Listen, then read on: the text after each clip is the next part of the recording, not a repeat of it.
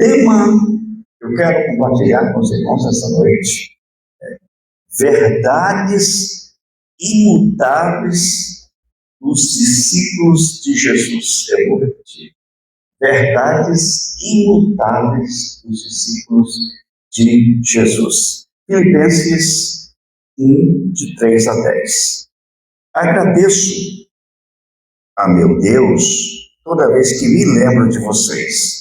Em todas as minhas orações em favor de vocês, sempre oro com alegria, por causa da cooperação de vocês têm dado ao Evangelho desde o primeiro dia até agora. Estou convencido de que aquele que começou boa obra em vocês vai completá-la até ao dia de Cristo Jesus. É justo que eu assim me sinta a respeito de todos vocês, uma vez que os tenho em meu coração, pois quer nas correntes que me prendem, quer defendendo e confirmando o Evangelho, todos vocês participam comigo da graça de Deus. Deus é a minha testemunha de como tenho saudade de vocês, com a profunda afeição de Cristo Jesus. Esta é a minha oração, que o amor de vocês aumente cada vez mais em conhecimento e em toda a percepção, para discernirem que é melhor, a fim de serem puros e irrepreensíveis até o dia de Cristo Jesus. Vamos orar? Pai, que o Teu Espírito Santo nos edifique, que o Senhor acrescente à nossa vida aquilo que o Senhor deseja nessa noite. Dá-nos maturidade como discípulos do Senhor, em nome de Jesus. Amém. Nosso tema, então, verdades imutáveis dos discípulos de Jesus. E existem algumas coisas que gostaria de conversar com vocês. Os valores morais, ultimamente, eles têm sido questionados muito. E, em termos políticos, em termos sociais. E, algumas vezes, você tem a sensação de que fazer a coisa certa é a coisa errada, do ponto de vista humano, do ponto de vista social. Eu gosto muito do escritor John Stott, e ele tem um livro que ele comenta sobre Romanos, e ele tem, o tema do livro é a contracultura cristã, onde ele fala que nós cristãos, ou nós discípulos de Jesus, andamos na contramão da história humana. Mas vivemos uma época de muitas incertezas, de muitas dúvidas, de muita pressão cultural. Tempos atrás eu fui procurado por um rapaz que estava namorando e ele perguntava se estava errado pensar que devia preservar a sua pureza sexual para um casamento, se aquele estava errado. Ele pensar daquela forma. Eu disse: não é bíblico. Você está se preservando, você está se guardando, vocês estão mantendo a pureza até que se casem. Então, mas a pressão era tão grande que ele achava que o que estava errado era ele, eram eles. Então, as pessoas, tanto que o errado se tornou normal. Então, a incerteza, ela gera dúvida. Esse contexto que nós vivemos gera dúvida na cabeça das pessoas. Há uma pressão muito grande.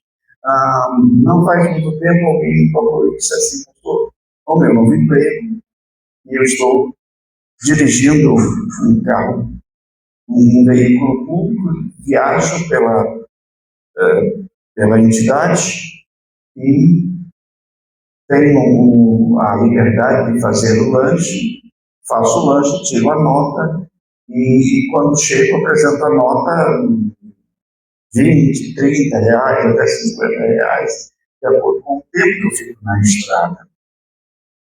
Falei, bom, mas qual é o problema? O problema é o seguinte, eu comecei a apresentar essas notas, e pessoas que viajam bem menos que eu, apresentam notas de 200, 250, 350. E eles vieram conversar comigo, dizendo que eu não apresentasse notas baixas, mas que pedisse junto ao comércio onde eu fazia os lanches, para que eu pegasse notas maiores. Eu falei, o que você acha, como é que Deus se comporta em ver essa sua atitude? Ele disse, eu acho que Deus não se alegra se eu fizer dessa maneira. Isso é corrupção.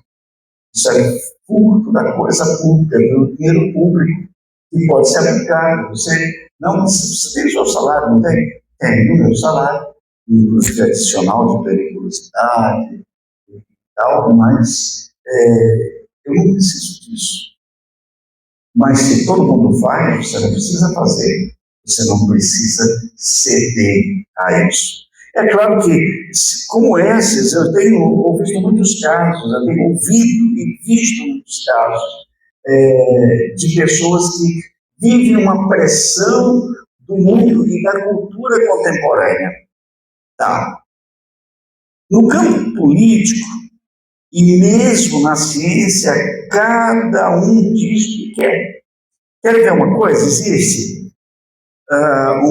alguns conceitos de verdade. Primeiro, a verdade é verdade se você acha que é verdade. Então, a verdade chama-se isso na filosofia relativismo. Ou seja, se eu creio que Jesus é Salvador, isso é relativo à minha fé. E eu não tenho que pregar sobre isso para ninguém. Isso é o relativismo do mundo contemporâneo.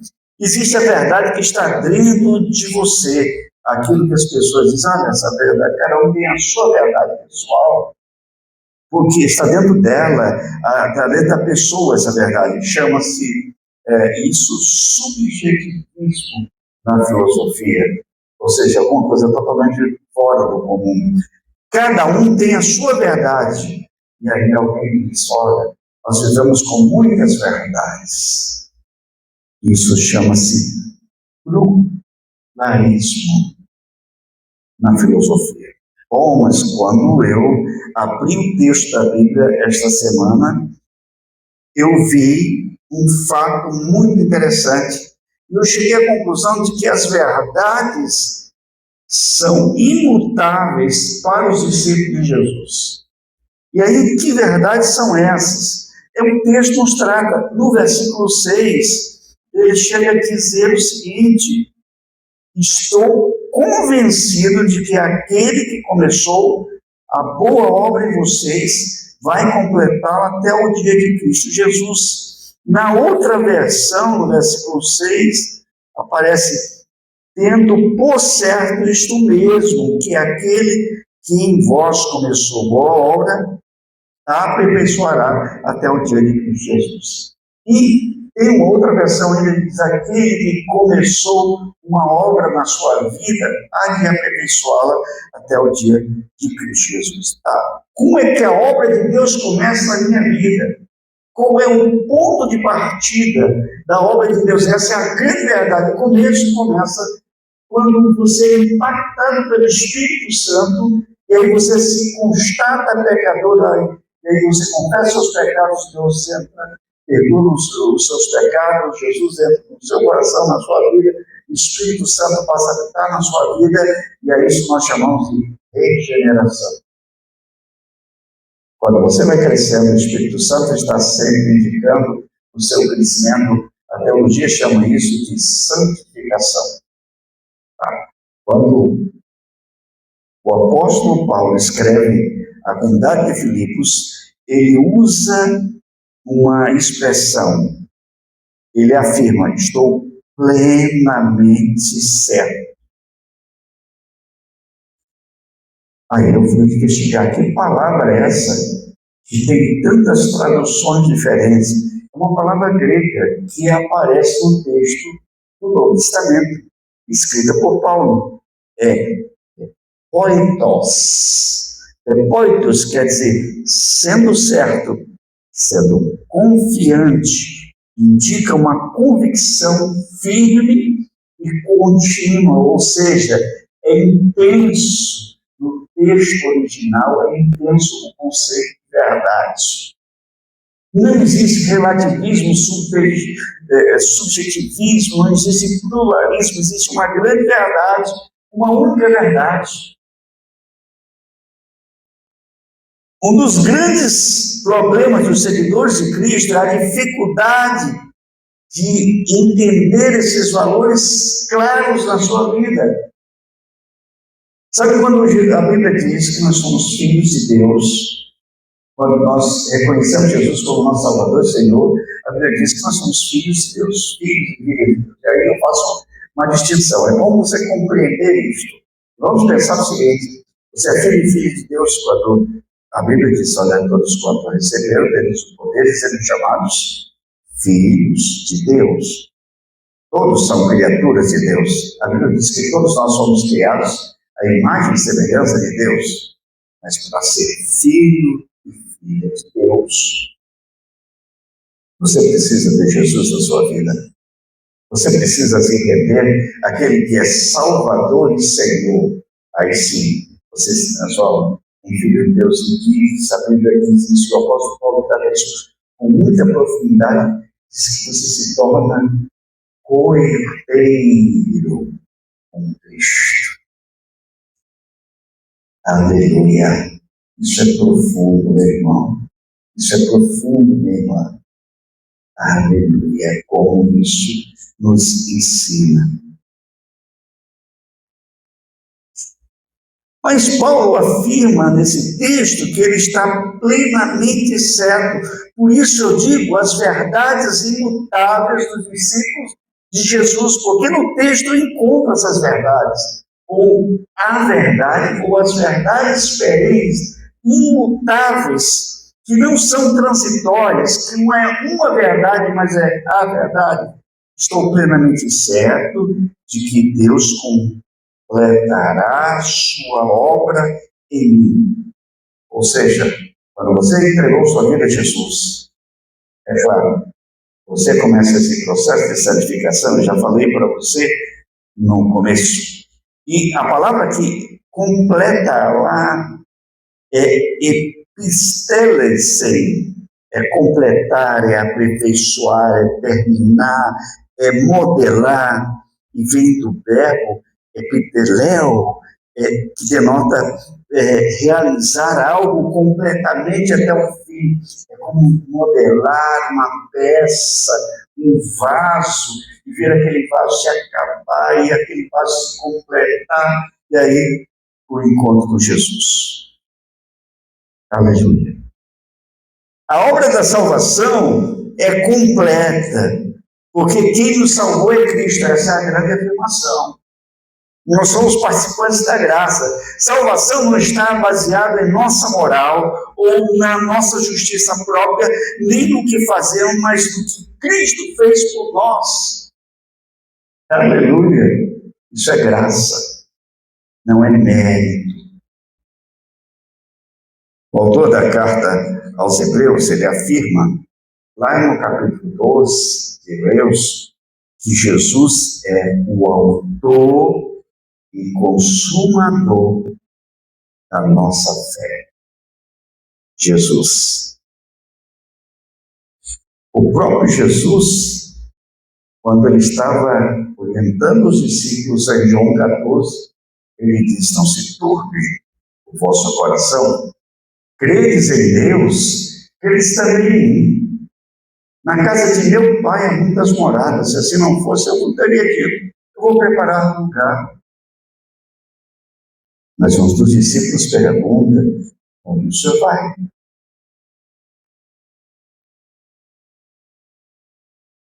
Como nós vamos ao Pai? As grandes questões da vida começam a aparecer ali.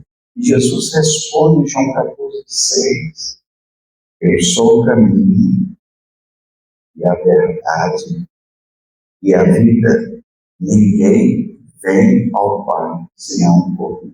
Agora, eu volto à questão das verdades, a minha verdade, a sua verdade, a verdade do fulano, a verdade do Beltrano, a verdade que está dentro de mim. Não. Jesus é a verdade, ele não é uma verdade. Isso não é subjetivo. Isso é intensidade e intencionalidade de Jesus, por amor a nós. Agora, a Bíblia prossegue, e eu vou lá num outro texto do apóstolo Paulo, em Efésios capítulo 1, versículo 13 e 14. Nós fomos selados com o Santo Espírito da promessa, o qual é o penhor da nossa herança, até ao resgate de sua propriedade em louvor da sua glória. O apóstolo Paulo é intenso. Quando ele fala em Efésios 1, 13 e 14, ele diz que nós fomos salvos. Bom, ele já tinha dito aqui em Colossenses que Deus há de completar a obra que começou em nós. Agora ele está dizendo aqui em Efésios que tem uma garantia, tem um selo. Naquela época, quando você fala de selo, ele fala que os imperadores usavam muito, os reis, os monarcas da época usavam muito um anel. Esse anel era uma espécie de assinatura. Quando eles davam uma ordem, uma lei nova, tinha que ter o anel do rei, o selo. Dizia que aquilo agora era a força de lei. Aqui, no texto de Paulo, em Efésios 1, 13 e 14, diz que o Espírito Santo é o selo da promessa na nossa vida. Fomos selados com o Espírito Santo. Mas também fala que o Espírito Santo é penhor, é garantido. Quando você tem uma joia muito preciosa, você precisa de dinheiro, você vai a uma casa de coisa, ou a Caixa Econômica, acho que ainda usa esse tipo de coisa, deixa lá aquela joia, pega o dinheiro e deixa a joia em garantia. Alguns fazem hoje para adquirir, pega o seu veículo quitado e financia para pegar o dinheiro para acertar a vida, mas deixa alienado, em garantia até que eles paguem as suas contas. Sabe o que está acontecendo aqui? O Espírito Santo é o penhor, é a garantia hoje na nossa vida de que temos a eternidade com Deus em Jesus Cristo. Aleluia! A segunda ideia que nós temos no nosso texto de Filipenses sobre verdades imutáveis é que somos participantes da graça. Esta é a segunda coisa da qual precisamos entender. Estou plenamente certo. Aliás, é justo que eu assim pense de todos vocês, versículo 7. Porque eu os trago no coração, seja nas minhas algemas, seja na defesa e confirmação do Evangelho, pois todos sois participantes da graça comigo. Quando Paulo escreve isso aqui, ele está preso. Lá na frente, ele vai falar um pouquinho da guarda pretoriana, que sabia que ele estava preso por amor a Cristo, a própria guarda. Então, quando eles, 2 vezes por dia, trocavam 4 soldados que ficavam com ele naquele dia, naquelas horas. Quando a guarda pretoriana saía, os soldados entravam outros, ele já saiu convertidos. Vinha outros, se convertiam, saíam, trocavam, e vinha outros. A guarda pretoriana, boa parte dela foi alcançada com a graça de Jesus, o apóstolo Paulo. Aleluia. E ele estava preso. Quero enfatizar essa expressão aqui, pois todos sois participantes da graça comigo. A graça de Deus nos alcançou individual e comunitariamente. Nós somos participantes dessa graça. Nós não merecíamos o amor de Deus, mas Ele nos deu. Nós somos alcançados com essa graça. É isso que o apóstolo Paulo está dizendo. E lá em Efésios 2, 8, 9, ele fala intensamente: pela graça sois salvos mediante a fé. E isso não vem de vocês, é dom de Deus, não é de obras para que ninguém se glorie. Você não paga, você não troca, você simplesmente recebe o desejo do Senhor e a salvação. Aleluia.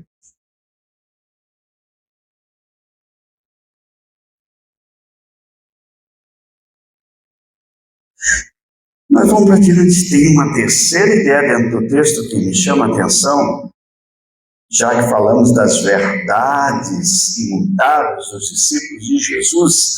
A terceira verdade da qual precisamos estar convictos é que o Evangelho sempre vai impactar os nossos afetos. Sabe uma coisa? Por que nós nos chamamos de irmãos? Porque nós somos uma nova família, a família da fé. Porque recebemos da mesma graça. Porque participamos do mesmo Cristo, do Cristo vivo, que morreu pelos meus pecados, pelos nossos pecados.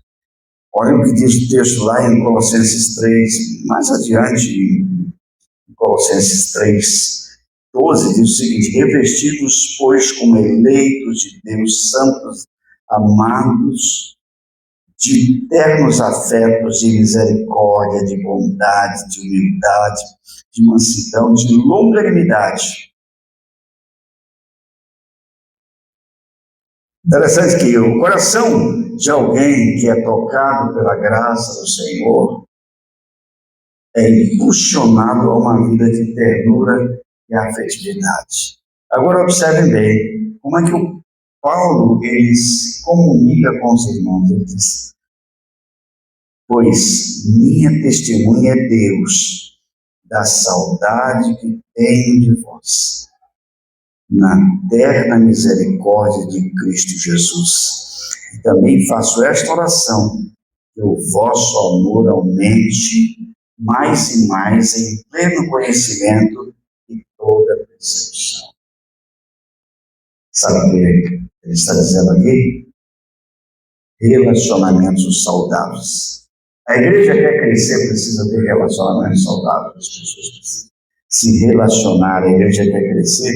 Existe uma cultura hoje, a cultura individual, a cultura do fone de ouvido, a cultura do eu sou especial, a cultura do eu sou ensimismado, voltado para mim mesmo, a cultura do egoísmo, enquanto a mensagem bíblica é a mensagem do altruísmo, da entrega, da autodoação de si mesmo. O Evangelho sempre vai impactar os nossos afetos. Ele está com saudade, nós sentimos saudade de quem amamos. Nós sentimos saudade de quem tem amizade. Ontem um irmão me ligou e gastou alguns minutos comigo. Um irmão que eu já não vejo há algum tempo, está com saudade. Ele acompanha o nosso canal no YouTube. Ele disse: o senhor tem feito falta para a nossa família. Eu falei: mas tem outros pastores que estão contribuindo. Sabe o que a gente tem saudade? Pelos relacionamentos que nós construímos. Semana que vem um pastor aqui que deixou saudades na vida da igreja. Deixou uma marca especial no ministério da igreja. Bons relacionamentos na cidade.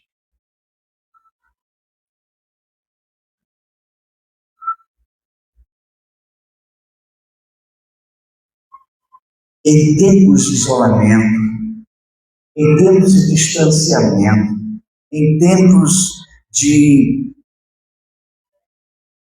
nos sentirmos individuais, de não valorizarmos famílias, de não valorizarmos amigos, pessoas, de tempos tão difícil como nós vivemos, é importante construirmos uma conexão intensa de relacionamento na vida da igreja.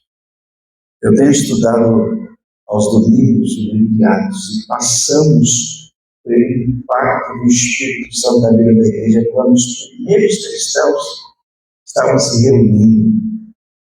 Lá em Atos capítulo 2, versículo 22 a 47, conta uma história bonita que eles perseveraram na doutrina dos apóstolos, na comunhão, uma palavra grega, koinonia, na comunhão do pão.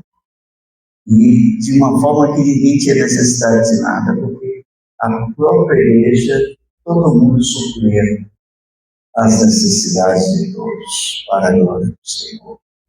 Era uma igreja que aprendia, era uma igreja que estudava a palavra de Deus, mas era uma igreja que demonstrava esse amor. O resultado do texto, lá no versículo 47 do capítulo 2, ele encerra contando da seguinte forma: e contavam com a simpatia de todos.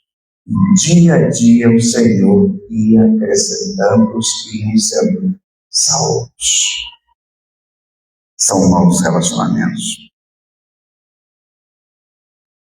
Malaquias capítulo 4, versículos 5 e 6, é o último livro do Antigo Testamento, e fala sobre a vinda de Jesus. Ele diz: eis que eu vou enviar o profeta Elias antes que venha o grande e terrível dia do Senhor. Ele converterá o coração dos pais aos filhos e o coração dos filhos a seus pais, para que eu não venha e fira a terra com maldição.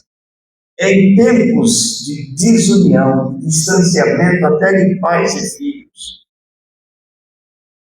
o amor de Deus e a graça do Senhor vai impactar as pessoas a ponto de transformar esses relacionamentos partidos e quebrados em novos relacionamentos para a glória do Senhor.